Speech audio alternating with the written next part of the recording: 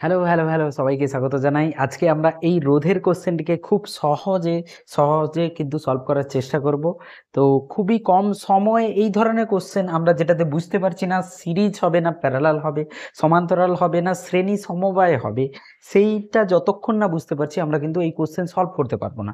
তো বিভিন্ন ট্রিক্স আছে এই কোয়েশ্চেন সলভ করার, কারণ এটাতে আমরা একটা দিকে সুষম দেখতে পাচ্ছি। তোমরা যদি খেয়াল করো, এই দিকটাতে আমি যদি আয়না লাগিয়ে দিই, এই দিকটাতে আমি মিরর লাগিয়ে দিই, আয়না লাগিয়ে দিই, তাহলে দেখতে পাচ্ছ এই আর এর প্রতিচ্ছবি এই পাশে পড়বে, এই আর এর প্রতিচ্ছবি এই পাশে, এই আর এর প্রতিচ্ছবি, এই আর এর প্রতিচ্ছবি, এই আর এর প্রতিচ্ছবি।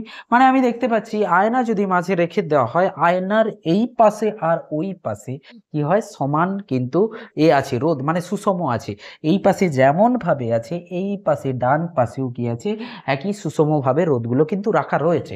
তাহলে সব কিছুই যদি সুষম হয়, এখান থেকে যদি কারেন্ট আই যায়, তাহলে তুমি ভেবে দেখো এইখানেও কারেন্ট ধরে নিলাম I1 গেছে, এইখানে ধরে নিলাম I1, এইখানে ধরে নিলাম কারেন্ট যেটা I2 গেছে, এইখানে দেখলাম I3 গেছে।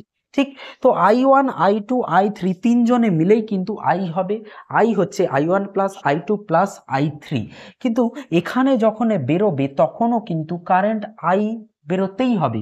মানে এদিক থেকে I1 আসতে হবে, এদিক থেকে I2 আসতে হবে, আর এদিক থেকে I3 আসতে হবে, তবেই না আই সমান তড়িৎ প্রবাহ এই পাশ থেকে বেরোবে। ঠিক কি বললাম?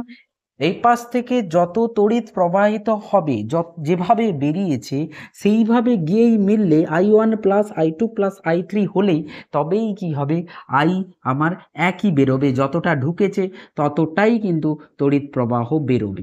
তাহলে স্যার এটা থেকে কি লাভ হবে? এটা থেকে এটাই লাভ হবে, যদি I1 আছে এখান থেকে, I2 আছে এখান থেকে I2 বেরোচ্ছে, আর এখানে I1 আছে তো এখানে I1 যাচ্ছে, তাহলে এইখানে যে মহাশয় জুড়ে আছে একটা পাইপ আছে, ধরে নাও পাইপ আছে, এই পাইপের মধ্যে দিয়ে এখানে যা জল যাচ্ছে এখানেও তাই জল যাচ্ছে। তুমি কি করবে, যে এই পাইপের কোনো কাজ নেই, আমি একে খুলে বের করে দিই, এই পাইপে যত জল যাচ্ছে এইখানে তত জল যাচ্ছে, তার মানে এই পাইপের মধ্যে দিয়ে জল যাচ্ছেই না, তার মানে এর মধ্যে দিয়ে তড়িৎ প্রবাহিত হচ্ছেই না, কারণ I1, এইখানে I1 হচ্ছে। এইখানে যদি দেখি I2 যাচ্ছে, এখানেও I2 বেরোচ্ছে, তাহলে এইখানে এই জয়েনের কোনো দরকার নেই। কেউ বলবে, কেউ চিৎকার করে বলবে, স্যার নিচেরটা তাহলে কি হবে? নিচেরটাতে এখানে I3 গেছে, তো এখানেও I3 যেতেই হবে। I3 যদি যেতে হয় তাহলে এই পাইপের দরকার নেই, এই রোধের কিন্তু দরকার নেই, ওই দিকে কোনো ইলেকট্রন কিন্তু যাচ্ছে না।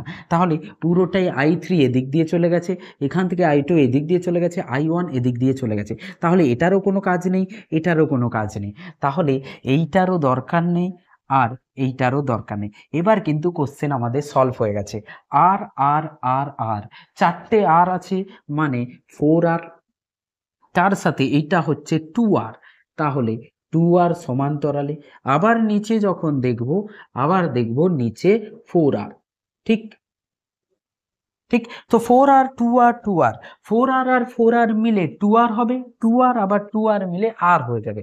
আমি কি বলছি, এই 4R এই 4R মিলে হাফ হয়ে যাবে, মানে 2R। সেই 2R এর সাথে এই 2R সমান্তরালে, তাহলে 2R 2R আর অ্যান্সার আসবে। কেউ যদি এরকম না বুঝতে পারছে, তাহলে 4R plus 1/4R plus 1/2R করে 1/R ইকুইভ্যালেন্ট করে নেবে, দেখবে আর ইকুইভ্যালেন্ট যেটা আসবে সেটা আরই আসতেই হবে, সেটা আর আসবে। ঠিক আছে, এই কোশ্চেনে আরও একটা মেথড আছে সলভ করার, এই কোশ্চেনে আরও একটা মেথড আছে। কেউ বলবে, স্যার আপনি এদিকে সুষম নিয়েছে, আমি তো এদিকেও সুষম দেখতে পাচ্ছি, আমি তো আয়নাটাকে এমন রাখলেও সুষম দেখতে পাচ্ছি, তো আমি এটাকে একটু ক্লিয়ার করছি।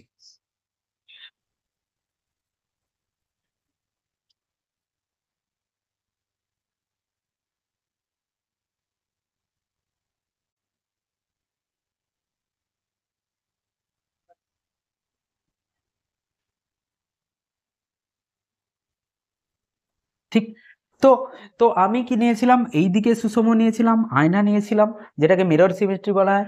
এবার কেউ বলবে, স্যার এ বি বরাবর যদি আমি একটা আয়না রেখে দিই, তাহলে সেটাও তো সুষম দেখা যাচ্ছে, এই পাশের আর এই পাশের আর সমান, এই পাশের আর এই পাশের আর সমান, এই পাশের আর এই পাশের আর সমান, তো এটা থেকেও আমার অ্যান্সার আসবে। তো সলভ করে দেখে নিই একই অ্যান্সার আসছে কিনা। তো তুমি দেখে নাও যে এইখানের যা বিভব হবে পি পয়েন্টের, কিউ পয়েন্টেরও তাই বিভব হবে, কারণ সুষম। এই পাশে সুষম, মানে আমি এদিকে যা যা দেখতে পাবো ওই পাশেও তাই হবে। তো এখানের যা বিভব হবে এই পি পয়েন্টেরও তাই বিভব হবে। এখানে এম লিখছি, এখানে এল লিখছি, বিভব এম এর যা হবে বিভব এন এরও তাই হবে, বিভব পি এর যা হবে বিভব কিউ এরও তাই হবে। ঠিক কেউ বলে স্যার তাহলে এখানেও সেম হবে, তো এখানেও দেখে নিই, এখানে এস আর টি লিখছি, তো বিভব এস এর যা হবে বিভব টি এরও তাই হবে। তো একই বিভবের বিন্দুগুলোকে আমরা জুড়ে নিতে পারি, একই বিভবের বিন্দুগুলোকে আমরা জুড়ে নিতে পারি। কিভাবে জুড়তে পারি? আমরা ফোল্ড করে নিতে পারি, একে ফোল্ড। ধরে নাও একটা পেপার আছে, সেই পেপারকে তুমি এখান দিয়ে ভাঁজ করে নিলে, ভাঁজ করে নিলে পি আর কিউ একই বিন্দুতে আসবে, টি আর এস একই বিন্দুতে, এন আর এম একই বিন্দুতে, মানে পুরো ছবিটাতে পি ঘুরে যাবে এখানে, এইটা এখানে চলে আসবে, পি কিউ একই বিন্দু হয়ে যাবে। তো এটা মুছে দিলাম, এইটা কি হবে? এখানে চলে আসবে। ঠিক, এইটা কি হচ্ছে? এখানে চলে আসবে। ঠিক, এন আর এম বিন্দু একই হয়ে যাবে। ঠিক, তাহলে এটা চলে গেল, টি বিন্দুটা এখানে আসবে, এস আর টি বিন্দু একই হয়ে যাবে। তার মানে পুরো ছবিটা আমার কিন্তু এবার হাফ হয়ে গেল, পুরো ছবিটা এবার কিন্তু আমার হাফ হয়ে গেল। দেখো এবার পুরো ছবিটা কেমন হয়েছে।